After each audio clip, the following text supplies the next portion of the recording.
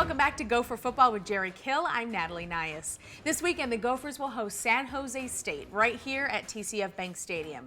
The Spartans will be well rested, coming off an early season bye week after splitting their first two games.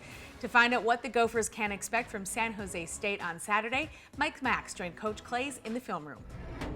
Thanks, Natalie. When you take a look at the San Jose State defense, they're going to run a 50 cover 2 and some of that, not to get too technical with people, but in essence, when you see this, a three-man front as Stanford does here, and then almost an automatic to try to run the football and play power football? Well, if you can't get run yards, you're in for a long day. Yeah, I guess a three-man front. Exactly, because it's built to stop the passing game. And here, that's what they have, that three-man front. They have two smaller linebackers. But the whole key is you get no run support out of the safeties until really late on cover 2. And so by the time these guys get involved, you should have a chance 7-8 yard plays, if you block them up front. And so, this is something that, like I say, we're going to have to be able to take advantage of the three-man front and the cover 2 principle and run the ball. And if we struggle to run the ball, then, we'll have a long day against it. And so hopefully, just like Stanford here, we run very similar schemes. They run the power scheme, the lead zone scheme.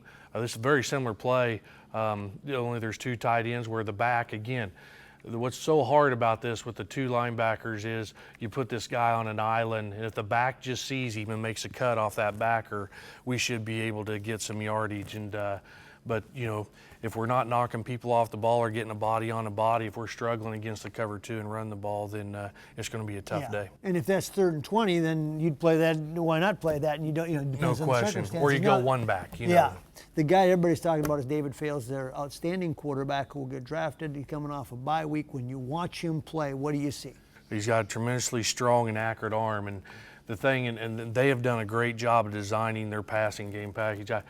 We put this play in here because here's a strange offense where they bunch the receivers together, and not only that, they move the pocket. He probably has 4 or 5 different launch points, which is an offense is a good thing to have because when you go to blitz, it's hard to know where to bring it from and not let him out. If you let him out scrambling just like this here, that ball is almost 30 yards down the field with just a little flick of the wrist. Now, you can tell how strong his arm is. He doesn't have to work very hard at that, does he? Not at all, and it comes out, and so and moving the pocket. So this is going to be our challenge. One is if he breaks the pocket, we got to cancel routes and not let guys run away from us, which hurt us at New Mexico State. And and then the second thing is the guys up front, we're going to have to continue that pass rush lane integrity and try to keep him in the pocket, make him throw over the top of us. But he's a good athlete. He can scramble. The one thing is he doesn't like to run. He would much rather just keep running behind the line of scrimmage. Find somebody. Find somebody, and those are the guys who, big reward, big risk. You know what they are? They're really fun to watch, and they drive defensive coordinators nuts. That's exactly correct. That's exactly right. The Gophers battle the Spartans this Saturday, and the game kicks off at 11 a.m. right here at TCF Bank Stadium. Coming up, an exclusive preview of Brick by Brick.